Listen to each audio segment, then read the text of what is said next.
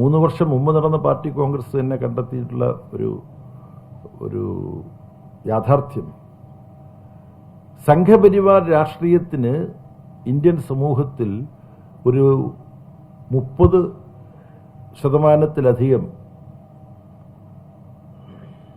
ഉറച്ച ഒരു സ്വാധീനമുണ്ട്. മറ്റു കാര്യങ്ങളിൽ എന്തൊക്കെ സംഭവിച്ചാലും സംഘപരിവാറിന് ഒരു 30% പിന്തുണ വോട്ട് ചെയ്യുന്നവരുടെ ഉണ്ട് എന്നുള്ളൊരു സ്ഥിതി ഇവർ സൃഷ്ടിച്ചിട്ടുണ്ട്. അത് ഒരു പൊതുബോധ നിർമ്മിതിയാണ്. ആ പൊതുബോധ നിർമ്മിതിയിൽ സംഘപരിവാർ വിജയിച്ചിരിക്കുന്നു. ഇതുമായി ബന്ധപ്പെട്ട് കോൺഗ്രസിലെ എൻ്റെ പ്രിയപ്പെട്ട സുഹൃത്തുക്കൾ ചിന്തിക്കുന്നുണ്ടോ എന്ന് എനിക്കറിഞ്ഞുകൂടാ. അവരിപ്പം ഗുജറാത്തിൽ ചില സുഹൃത്തുക്കൾ എന്നോട് സംസാരിക്കാൻ വേണ്ടി പുതിയ സാഹചര്യത്തിൽ വിളിച്ചു. അപ്പോൾ ഗുജറാത്തിലേക്ക് പോയിരിക്കുകയാണ്, ഞങ്ങൾ അവിടെ എത്തിയെന്നൊക്കെ പറഞ്ഞിട്ട് എൻ്റെ സുഹൃത്തുക്കളാണ് അവർ. അവരിത് ആലോചിക്കുന്നുണ്ടോ എന്ന് അറിഞ്ഞുകൂടാ. മഹാത്മാഗാന്ധിയുടെ നാടിപ്പം ഈ മഹാത്മാഗാന്ധിയുടെ ഘാതകന്മാരുടെ രക്തം പുരണ്ട കരങ്ങളിലാണ്. എനിക്ക് സത്യം പറഞ്ഞാൽ വലിയ വേദനയോട് കൂടിയിട്ടുള്ള വിസ്മയം തോന്നുന്നതാണ്. മഹാത്മാഗാന്ധിയുടെ ജീവൻ കവർന്നെടുത്തവരുടെ കൂട്ടാളികൾക്ക്, അവരുമായി ബന്ധപ്പെട്ടവർക്ക് തുടർച്ചയായി 3 തിരഞ്ഞെടുപ്പുകളിൽ ജയിച്ച്, മൂന്നാമത്തെ തിരഞ്ഞെടുപ്പിൽ 1 വർഷം മുമ്പ് കഴിഞ്ഞ തിരഞ്ഞെടുപ്പിൽ 3/2 ഭൂരിപക്ഷം നേടി ഇന്ത്യൻ ഭരണഘടനയെ തന്നെ തങ്ങൾ ഇച്ഛിക്കുന്ന വിധത്തിൽ മാറ്റണം എന്നാണ് അവർ ഉദ്ദേശിച്ചിരുന്നത്. അത് പരാജയപ്പെടുത്താൻ ഇന്ത്യ ബ്ലോക്കിന്റെ ഇടപെടൽ കൊണ്ടാണ് കഴിഞ്ഞത്. അപ്പം ഇത് ഇന്ത്യൻ സമൂഹത്തിലെ വലിയൊരു വെല്ലുവിളിയാണ്.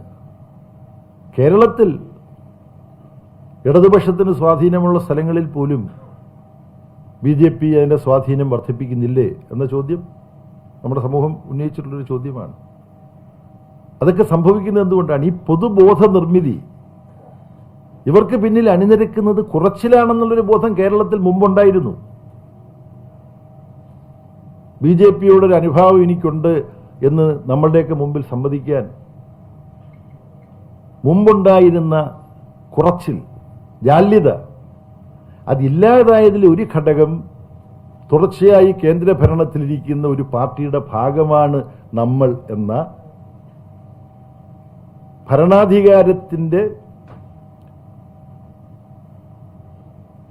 അടിസ്ഥാനത്തിലുള്ള ഒരു ഉള്ളിലുള്ള ന്യായീകരണം. നമ്മൾ ഇന്ത്യ ഭരിക്കുന്ന പാർട്ടിയുടെ കൂടെ നിൽക്കുകയാണ്, ഇന്ത്യവരല്ലേ ഭരിക്കുന്നത്, അപ്പം പിന്നെ അവരുമായിട്ട് സഹകരിച്ചാൽ എന്താണ് എന്ന തരത്തിലുള്ള ഒരു ന്യായീകരിക്കൽ സമ്പ്രദായം, അത് വെച്ചിട്ടാണ് അവർ പിന്നെ എല്ലാവരെയും കുറ്റം പറയും. അപ്പം ഇതും കുഴപ്പമില്ല, നിങ്ങളുടെ കൂട്ടത്തിലും കുറേ കുഴപ്പമുണ്ട്, ഇവരുടെ കൂട്ടത്തിലും കുറേ കുഴപ്പമുണ്ട്, പക്ഷെ ഞങ്ങൾ അവരുടെ കൂടെയാണ്.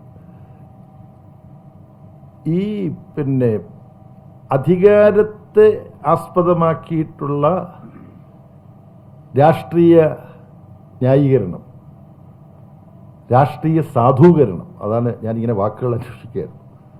രാഷ്ട്രീയ നിലപാടിൻ്റെ സാധൂകരണം എന്താണ്? ഇന്ത്യയിലെ ഭരണ പാർട്ടിയാണ് എന്നുള്ളതാണ്. ആ സാധൂകരണ പ്രതിഭാസം കേരളത്തിലും പല സ്ഥലങ്ങളിലും നടക്കുന്നുണ്ട്.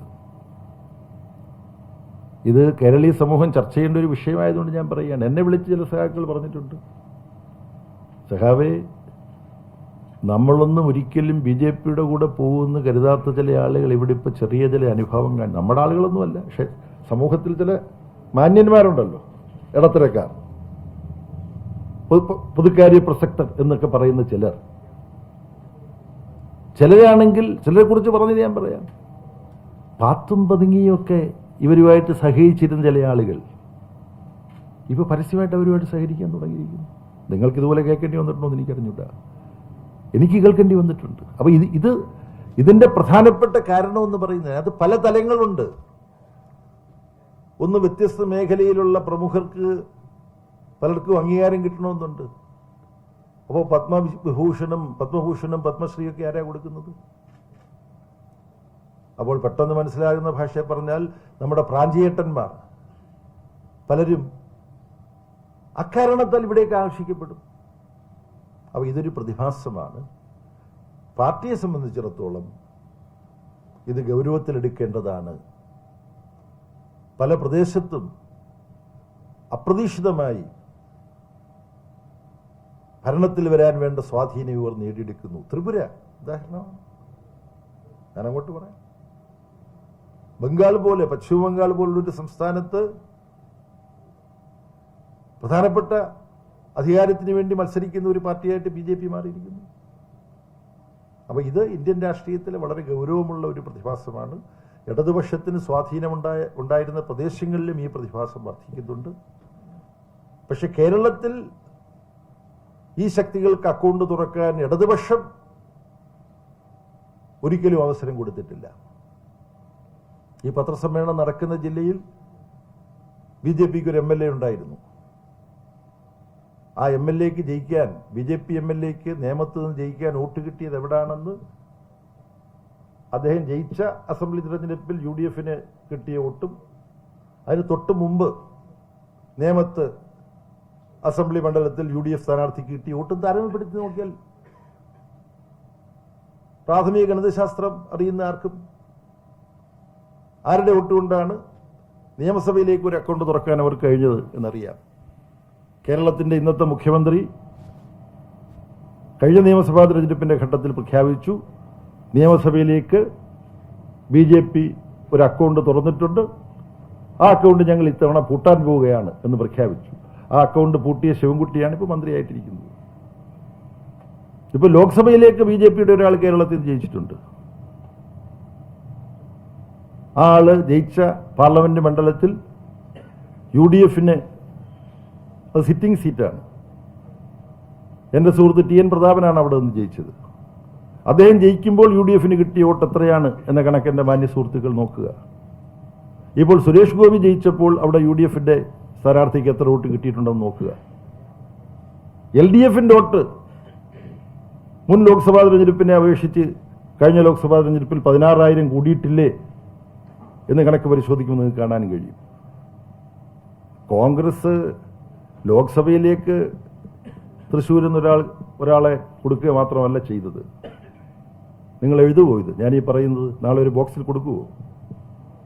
കേരളത്തിലെ കോൺഗ്രസ് നേതാക്കന്മാർ BJPക്ക് ഇപ്പോഴും ഭൂരിപക്ഷമില്ലാത്ത രാജ്യസഭയിൽ കേരളത്തിലെ കോൺഗ്രസ് നേതാക്കന്മാർ രാജ്യസഭയിൽ ഒരു സീറ്റ് കൊടുത്തിട്ടുണ്ട്. കേരളത്തിലെ നേതാക്കന്മാർ. പക്ഷെ ഇവിടെ നിന്നല്ല കൊടുത്തത്, രാജസ്ഥാനിൽ നിന്നാണ് കൊടുത്തത്.